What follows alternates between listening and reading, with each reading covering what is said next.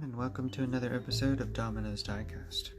Today I'll be featuring one of my older models that I've had for a considerable amount of time now, many years. I do believe it could have been either my third or fourth model that I purchased a long time ago, back in the 90s even. This would be, some of you probably already know what it is actually. It's a pretty iconic vehicle. Some people say that this model year for Chevrolet was the defining vehicle of the 1950s. I actually kind of disagree with that, but it's what it became kind of known as. This would be my 1957 Chevrolet Nomad station wagon. Now, these were family vehicles of their time, but they were also working vehicles. You probably are curious to know why it was not four doors. These were only two-door models. There was a four-door model in 57, and that was probably better seen with family vehicles, seen as a family vehicle, but the two-door models sold very well. This is a very iconic car for its time. Some people would think that this color is red, or a type of red. It kind of is, like a pale red, but I do believe the official name of it was called buckskin brown. This was the time when Chevrolet had some really prominent tail fins, as you can see.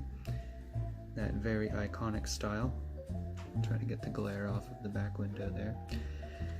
The back door does not open, but if it would, the tailgate would come down and the window would move up.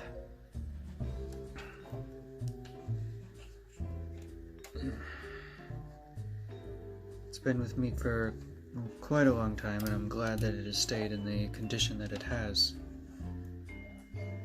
As you can see, a little bit of the faded white wall here, that was from sunlight at one point. A very iconic 1957 Chevrolet front end. These big bumpers right here, of course that classic somewhat V shape that came in chrome on the front, and the big Chevrolet symbol down here. I guess I could see why it was a very popular car for its time. Really eye-catching. Lovely headlights and the chrome pieces on the front hood here even.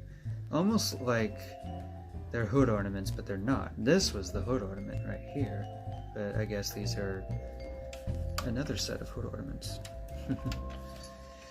I love how the chrome completely accents all the way down the side of the car and forms the two-tone coloring here. This part was always white, this piece. I cannot think of a time it was any other color. This was always the white part. Sometimes a few of the Nomads, the top piece up here would be in a different color, but it was actually more desirable to have this all one color, and then you'd have the two-tone white here that would go along the side of the fin. This does feature opening parts. The hood has always come off. I don't know if that is supposed to do that or not. It was like that straight out of the box. I almost think that it was broke because these two pieces here don't quite look the same. But that's just the way it always was, straight out of the box. So I'll just take that off and allow you to have a nice view of the engine bay here, without the shadow of the hood. As you can see, there's a considerable amount of space right here between the radiator and the front end. It's actually a pretty good idea, just in case the front end ever got damaged. A nice strong bumper in the front, keep it away from the engine. Put the hood back on. There we are. The doors do open.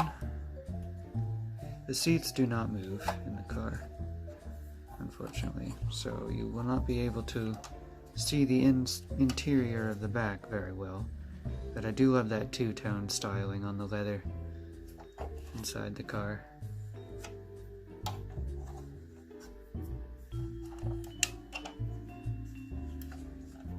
And that would be the inside of the driver's seat there. You can even see the floor pedals. I love this too, right here, just all these extra accents, the two-tone on the doors. They never missed any details in these cars. There you go, and shot from the passenger side.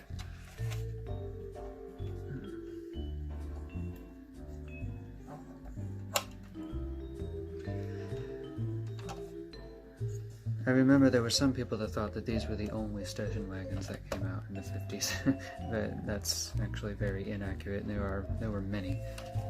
And many of them still exist today. This is actually a very desirable model from Chevrolet. Not just the die-cast model, but also the real car. A lot of them are being preserved today.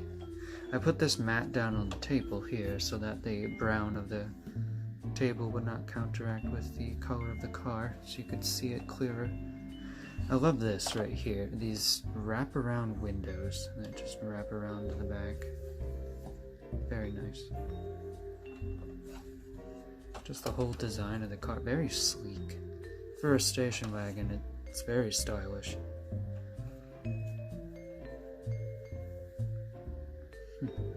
Well, everyone, I hope you all enjoyed this particular episode, and I will see you again in a future one. Bye for now.